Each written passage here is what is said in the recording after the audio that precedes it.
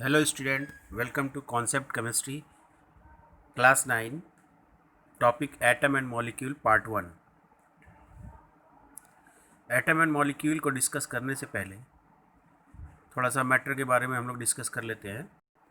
हमारे आसपास जितनी भी चीज़ें आप देखते हैं वो किसी न किसी रूप में ठोस, द्रव या गैस के फॉर्म में पाई जाती हैं, जिनको हम संयुक्त रूप से या कंबाइंडली मैटर कह सकते हैं। तो इस तरह मैटर को कैसे डिफाइन कर सकते हैं? Anything having mass and occupy space, यानी हर वो चीज़ जिसमें मास हो और स्पेस को ऑक्यूपाई करता हो उसको हम क्या कहेंगे? मैटर। अब मैटर के केस में हम अगर छोटा सा एग्जांपल लें, जैसे कुछ लोग कहते हैं कि सर शैडो भी मैटर होगा क्या? तो शैडो मैटर नहीं है, क्योंकि शैडो में मास नहीं है। क्या है? स्पेस। केवल स्पेस को ऑक्यूपाई करता है, मास नहीं होता है, इसलिए शैडो को हम मैटर में कंसिडर नहीं करते हैं। डिफरेंट फीलिंग्स होती हैं, जैसे हैप्पीनेस है, ऑनेस्टी है, तो ये सब क्या मैटर नहीं है। मैटर को दो पार्ट में हम डिवाइड कर लेते हैं, एक तो प्योर मैटर, दूसरा इम्प्योर मैटर। दो ही तरह के मैटर हो सकते हैं, या तो वो प्योर होगा या फिर वो इम्प्योर होगा। प्योर मैटर, प्योर मैटर किसको कहेंगे? जिसमें किसी प्रकार की कोई मिलावट ना हो, यानी pure matter is made of same constituent particles. एक ही टाइप के पार्टिकल्स से, कणों से मिलकर ये बना होता है। और इम्प्योर में क्या होता है? दो सामान लिया, दो चीज़ें ली, दो वस्तुएं ली, दोनों को आपस में मिला दिया, मिक्स कर दिया, और दोनों ही हमको दिख रही हैं, फिर भी हम उन दोनों को मिला लेते हैं, तो ऐसे में वो क्या कहलाता है? मिक्सचर कहलाता है। तो मिक्सचर क्या होता है? इम्प्योर होता है, क्योंकि उसमें दो या दो से अधिक तरह के पार्टिकल्स या सब्सटेंसेस मिले हुए होते हैं। क्लियर? तो प्योर और इम्प्योर को हम सिंपली बता सकते हैं कि प्योर के केस में एक ही टाइप के पार्टिकल्स होंगे और इम्प्योर के केस में डिफरेंट डिफरेंट पार्टिकल्स होंगे। प्योर सब्सटेंसेस को फिर से हम दो पार्ट में डिवाइड कर लेते हैं, या प्योर सब्सटेंसेस ये कहिए कि दो पार्ट होते हैं। पहला है एलिमेंट्स। एलिमेंट्स में कोई इम्प्योरिटी नहीं होती है। और दूसरा है कंपाउंड। कंपाउंड में भी कोई इम्प्योरिटी नहीं होती है। Element, it is made of same type of atoms, while compounds made of two or more than two atoms in a definite ratio। Definite ratio होता है, यानी इसमें जो भी एटम्स होंगे वो एक फिक्स रेशियो में होंगे, इसलिए हम इसको क्या कहते हैं? Pure in nature. Elements again divided into three part: metal, non metal and metalloids. Metal, non metal and metalloids के बारे में हम लोग अगले चैप्टर में डिस्कस करेंगे। Now, all the metal, non-metal and metalloids are made of atoms। किसके बने होते हैं? सब एटम के बने होते हैं। जबकि कंपाउंड के केस में basic, fundamental, smallest structural unit जिससे मिलकर वो कंपाउंड बना है वो क्या होता है? मॉलिक्यूल होता है। तो इस तरह हम ये कह सकते हैं कि किसी भी मैटर में फंडामेंटल पार्टिकल या तो एटम होगा या मॉलिक्यूल होगा। तो थोड़ा सा एटम के बारे में डिस्कस करते हैं हम, या मॉलिक्यूल्स के बारे में थोड़ा समझ लेते हैं, फिर एटम को डिटेल में डिस्कस करेंगे। मॉलिक्यूल्स को दो पार्ट में हम डिवाइड कर लेते हैं: होमो एटॉमिक मॉलिक्यूल और हेट्रो एटॉमिक मॉलिक्यूल।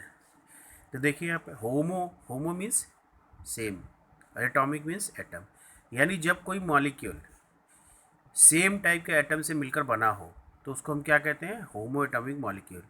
एग्जाम्पल देखिए: hydrogen H2, O2, N2। Heteroatomic molecule, hetero means different, atomic atom, यानी जो डिफरेंट एटम से मिलकर बना हो। डिफरेंट एटम से मिलकर बना हो, जैसे एग्जांपल में देखिए, एग्जांपल देखिए इसका: H2O, दो एटम्स H और एक ऑक्सीजन से मिलकर बना हुआ है। CO2, carbon dioxide. तो इसमें क्या है? एक से ज़्यादा एटम है, कार्बन है, दो ऑक्सीजन है, तो इनको हम क्या कहेंगे? Heteroatomic molecule. Clear? Now come to atom. Atom पर आते हैं। जैसे मैटर का स्मॉलेस्ट पार्टिकल क्या है? मॉलिक्यूल। तो एलिमेंट्स का स्मॉलेस्ट पार्टिकल क्या है? Atom. Atom is the smallest structural fundamental unit, और इसको हम सिंपली डिफाइन कर सकते हैं एक छोटे से फॉर्मूले से, SIRP। S for smallest, I for individual, R for reactive. यानी ये एक हाईली रिएक्टिव स्पीसीज होती है जो अनस्टेबल है, क्योंकि जो अनस्टेबल होगा वही रिएक्टिव होगा particle. So atom is the smallest individual reactive particle. Clear? तो एटम को आप डिफाइन कर सकते हैं, मॉलिक्यूल को डिफाइन कर सकते हैं। क्लियर? आगे चलते हैं। देखिए पार्ट्स ऑफ एटम। अब एटम के बारे में हमने पता लगा लिया कि एटम क्या है? सबसे छोटा पार्टिकल है किसी भी सब्सटेंस का, स्मॉलेस्ट पार्टिकल। अब स्मॉलेस्ट क्या है? स्मॉलेस्ट स्मॉलेस्ट स्मॉलेस्ट, यानी इतना स्मॉलेस्ट जिसको हम अपनी नेकेड आई से देख नहीं सकते हैं, सिर्फ हम इसको इमेजनरी कल्पना में देख सकते हैं। Parts of atom.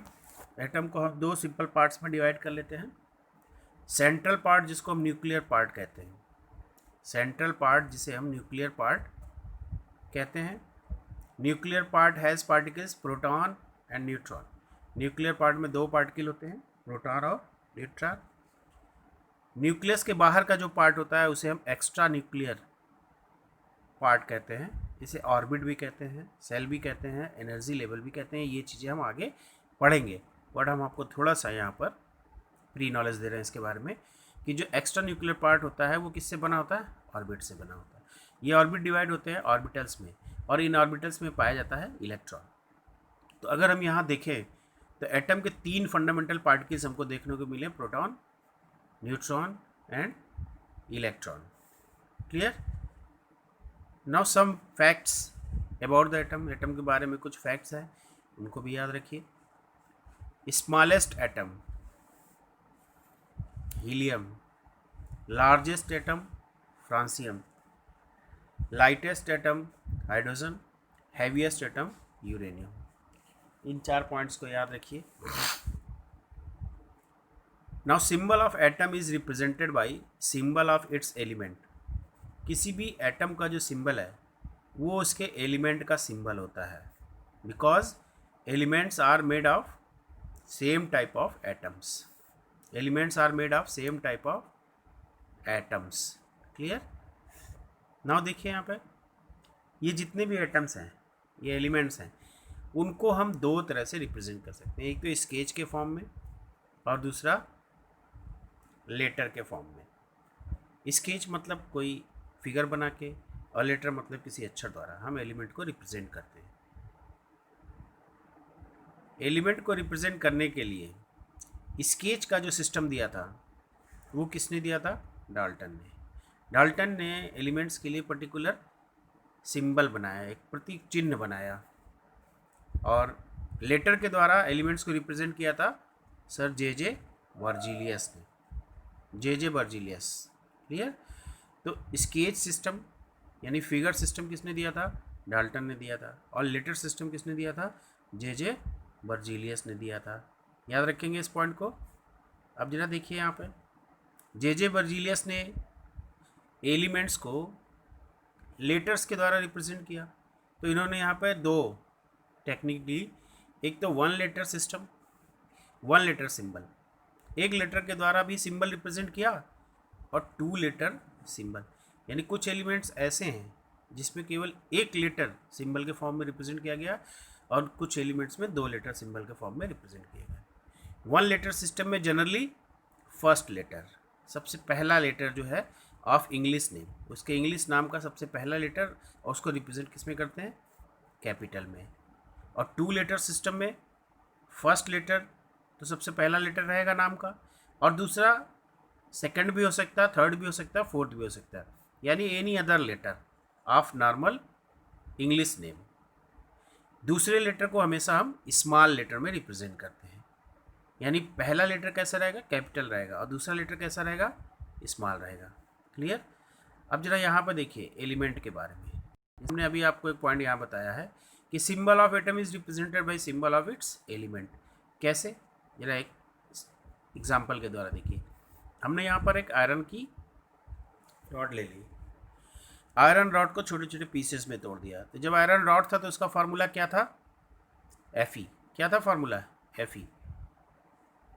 जब उसको 2 3 4 पीसेस में तोड़ दिया तो उसका फार्मूला क्या रहा, वही रहेगा Fe। अब इसको हमने पाउडर फॉर्म में कन्वर्ट कर लिया। हालांकि मेटल्स को पाउडर फॉर्म में कन्वर्ट नहीं किया जा सकता है, जस्ट हाइपोथेसिस, यानी इसको एक इमेजिनरी कल्पना में देखिए कि मेटल की, लोहे की रॉड को आप पीट सकते हैं, पीट के पतला कर सकते हैं, रस्सी बना सकते हैं, रोप बना सकते हैं, लेकिन उसको पाउडर फॉर्म में इजीली कन्वर्ट नहीं कर सकते। पाउडर फॉर्म में इसको कन्वर्ट कर दिया गया। पाउडर फॉर्म में कन्वर्ट करने के बाद इसको क्या कहेंगे, आयरन कहेंगे। अब इसमें से जो हमें दिख रहा सबसे छोटा पार्टिकल वो हमने ले लिया, उसे क्या देंगे नाम, आयरन देंगे। यानी देखिए नीचे से ऊपर तक सारे सिंबल Fe ही है। अब इसको और छोटे छोटे पार्ट्स में तोड़ते चले गए तो अल्टीमेटली एक ऐसी स्टेज आ जाती है जब वो पार्टिकल हमें आँख से दिखाई देना बंद हो जाता है, और तब हम उसको क्या कहेंगे, तब भी हम उसे क्या कहेंगे, आयरन ही कहेंगे। यानी इस आयरन रॉड का सबसे छोटा, स्मॉलेस्ट, इनडिविजिबल, जो अब डिवाइड नहीं हो सकता है पार्टिकल क्या कहलाता है, एटम कहलाता है। तो क्लियर हुआ आपको, किसी भी एलिमेंट का सबसे छोटा पार्ट जिसको हम डिवाइड नहीं कर सकते हैं एटम कहलाता है। तो इस कॉन्सेप्ट को ध्यान रखिएगा कि एटम कैसे डिफाइन करना है, कोई भी एक एग्जांपल लेके इस पॉइंट को हम समझा सकते हैं। Clear. Now come to the next point. अब यहाँ देखिए हमने आपको एलिमेंट को रिप्रेजेंट करने के 2 सिस्टम बताए थे, एक तो स्केच सिस्टम और दूसरा था लेटर सिस्टम। स्केच सिस्टम किसने दिया था, डाल्टन ने दिया था। तो डाल्टन ने क्या स्केच सिस्टम में दिया, जैसे ये देखिए, ये एक टेबल आपके सामने है। इस टेबल में इन्होंने हाइड्रोजन एलिमेंट्स को एक सर्किल और उसके अंदर एक पॉइंट से रिप्रेजेंट किया है, कार्बन को ब्लैक डॉट से रिप्रेजेंट किया है, ऑक्सीजन को ब्लैंक डॉट से रिप्रेजेंट किया है, फास्फोरस ये देखिए सर्किल के अंदर 3 पार्ट्स में इसको डिवाइड किया हुआ है, सल्फर को प्लस साइन के साथ सर्किल के अंदर प्लस साइन से रिप्रेजेंट किया है, प्लैटिनम इसी तरह से, iron, copper, silver, gold, lead, mercury, यानी अलग अलग एलिमेंट्स के लिए इन्होंने अलग अलग स्केच बना दिया स्टार्टिंग में। लेकिन हमें पता है कि ये स्केच बाद में यूज़ करने बंद कर दिए गए, यानी इसका कोई लॉन्गर एप्लीकेशन नहीं रहा है। इसलिए ये जो थ्योरी थी स्केच थ्योरी डाल्टन की, वो रिजेक्ट कर दी गई। इसके बाद अगली थ्योरी क्या आई, सिंबल डेरिवेशन, यानी लेटर थ्योरी। किसने दी थी लेटर थ्योरी, जे थॉमसन ने। तो इन्होंने क्या कहा कि symbol derived from English name, English नाम से एलिमेंट्स के सिंबल को डेराइव किया गया है। ज़रा देखते हैं इसको। देखिए पिक्चर क्लियर नहीं है ज़्यादा, लेकिन आपको समझ में आ जाएगा। पहला एलिमेंट देखिए यहाँ हाइड्रोजन, हाइड्रोजन को कैपिटल H से रिप्रेजेंट किया गया, क्योंकि देखिए हाइड्रोजन का पहला लेटर क्या है, H, तो इसको कैपिटल H से रिप्रेजेंट कर दिया। हीलियम को पहला लेटर H है, लेकिन अगर इसे भी हम H से रिप्रेजेंट करते तो हाइड्रोजन और हीलियम में डिफ्रेंशिएशन नहीं हो पाता, इसलिए हीलियम को किससे रिप्रेजेंट किया, पहला लेटर ले लिया H और सेकंड लेटर E, स्मॉल ई, यानी इसका सिंबल क्या हो गया, He। इसी तरह देखिए lithium Li, boron B, carbon C, nitrogen N, oxygen O, fluorine F, neon Ne, magnesium Mg, sulphur S, chlorine Cl, argon Ar, calcium Ca, manganese Mn, nickel Ni, zinc Zn, bromine Br, krypton Kr। तो ये नाम हो गए elements के और ये हो गए इसके सिंबल। तो आपको इन सिंबल्स को याद भी रखना है, क्योंकि जब आप शुरू से धीरे धीरे याद करते रहेंगे तो आगे आपको इसे समझने में आसानी होगी। क्लियर। चलिए नेक्स्ट देखिए, कुछ ऐसे सिंबल्स एलिमेंट्स दिए गए जो स्पेशली लैटिन नेम से डिराइव किए गए हैं। लैटिन नेम से डिराइव किए जाने वाले सिंबल जैसे देखिए सोडियम, सोडियम का अगर हम नॉर्मल वे में इंग्लिश लेटर से लें तो पहला अक्षर S होता है, और S सल्फ़र के लिए आप यूज़ कर चुके हैं, इसका मतलब हम इसमें सल्फ़र का यूज़ नहीं कर सकते। तो इसका जो लैटिन नाम है ये देखिए, नाइट्रियम, नेट्रियम से इसको डेराइव किया गया, नेट्रियम से क्या लिया गया, Na। इसी तरह पोटेशियम, देखिए इसका लैटिन नेम क्या है, कालियम, तो कैलियम का K लिया गया है। आयरन फेरम, फेरम का Fe। कॉपर क्यूप्रम, क्यूप्रम से क्या लिया गया, Cu। सिल्वर का लैटिन नेम क्या, अर्जेंटम, अर्जेंटम से Ag। गोल्ड का Au, मरकरी का Hg, लेड का Pb और टिन का Sn। तो इस तरह से ये जो लैटिन नेम है इनके, इन लैटिन नेम से इनके सिंबल्स को डिराइव किया गया। तो ये आपको याद रखना है, इन सिंबल्स को आपको याद करना पड़ेगा। क्लियर, इसको रीडिंग करिए और इसको याद करिए। नाउ कम टू एटॉमिसिटी, अगला टॉपिक हम इसमें लेते हैं छोटा सा, एटॉमिसिटी। बहुत इंपॉर्टेंट टॉपिक है और बोर्ड में इससे क्वेश्चंस पूछे जाते हैं, ध्यान रखेंगे इस चीज़ को। एटॉमिसिटी, अगर इसके वर्ड को ध्यान से देखें तो एटॉमिसिटी यानी total number of atoms of an element in A molecule. किसी मॉलिक्यूल में एलिमेंट्स के टोटल नंबर ऑफ एटम्स को उसकी एटॉमिसिटी कहते हैं। एक एग्जांपल से इसको समझते हैं। हमने यहाँ पर एग्जांपल लिया H2O, वाटर। तो वाटर में देखिए एलिमेंट कौन कौन है, हाइड्रोजन एंड ऑक्सीजन। हाइड्रोजन के कितने एटम हैं, 2। ऑक्सीजन के कितने, 1। टोटल एटम कितने हो गए, 3। तो एटॉमिसिटी कितनी हो गई H2O की, 3। इसी तरह से NH3 में एलिमेंट कौन कौन से हैं, नाइट्रोजन एंड हाइड्रोजन। एटम कितने हैं, नाइट्रोजन का 1 है, हाइड्रोजन के 3 हैं। टोटल एटम कितने हो गए, 4। क्लियर। और देखिए एग्जांपल्स, यहाँ पर कुछ एग्जांपल्स हमने दिए हैं जिसमें आपको टोटल नंबर ऑफ एटम्स खुद बताना है। आपको यहाँ पे SO3 sulphur trioxide, HNO3 nitric acid, H2SO4 sulphuric acid, H2CO3 carbonic acid, H2C2O4 oxalic acid, NH4Cl ammonium chloride, sodium phosphate, sodium chloride, sodium carbonate और पोटास एलम का फार्मूला दिया गया है। आपको इसमें total number of atoms count करके लिखना है। अपने नेक्स्ट वीडियो में हम इसके आंसर्स आपसे डिस्कस करेंगे। बहुत छोटा सा होमवर्क है, कोशिश करिए कि इसको वीडियो के बाद तुरंत इसको कर लें। Clear. Now we come to chemical formula और मॉलिकुलर फार्मूला। केमिकल फार्मूला क्या होता है, मॉलिकुलर फार्मूला क्या होता है। Chemical formula, a formula represents composition of a molecule of a compound in terms of symbol of elements and their number of atoms as subscript. यानी किसी भी molecular फार्मूले में हम टोटल नंबर ऑफ एलिमेंट्स को रिप्रेजेंट करते हैं और उन एलिमेंट्स के जितने एटम्स होते हैं उसको उसके नीचे सबस्क्रिप्ट के फॉर्म में लिखते हैं इस तरह से। जस्ट सीट, देखिए यहाँ पे E और E के नीचे S। E क्या है आपका, सिंबल ऑफ एलिमेंट, एलिमेंट का सिंबल लिख देंगे यहाँ, और जहाँ S है सबस्क्रिप्ट, यहाँ पर नंबर ऑफ एटम्स लिख देते हैं। एग्जांपल देखिए H2, H हमारा एलिमेंट हो गया और 2 सबस्क्रिप्ट हो गया, O2, H2O, CO2, H2SO4। यानी मॉलिकुलर फार्मूले से हम ये पता लगा सकते हैं कि कौन कौन से एलिमेंट से मिलकर ये बना हुआ है और उन एलिमेंट्स के कितने एटम उसमें यूज़ हुए हैं फार्मूले में। क्लियर। नाउ सी कुछ एग्जांपल्स और देख लेते हैं यहाँ पे। पहला देखिए वाटर H2O, अभी हम लोगों ने डिस्कस किया था। Carbon dioxide molecular formula CO2, element कौन कौन से हैं, C एंड O।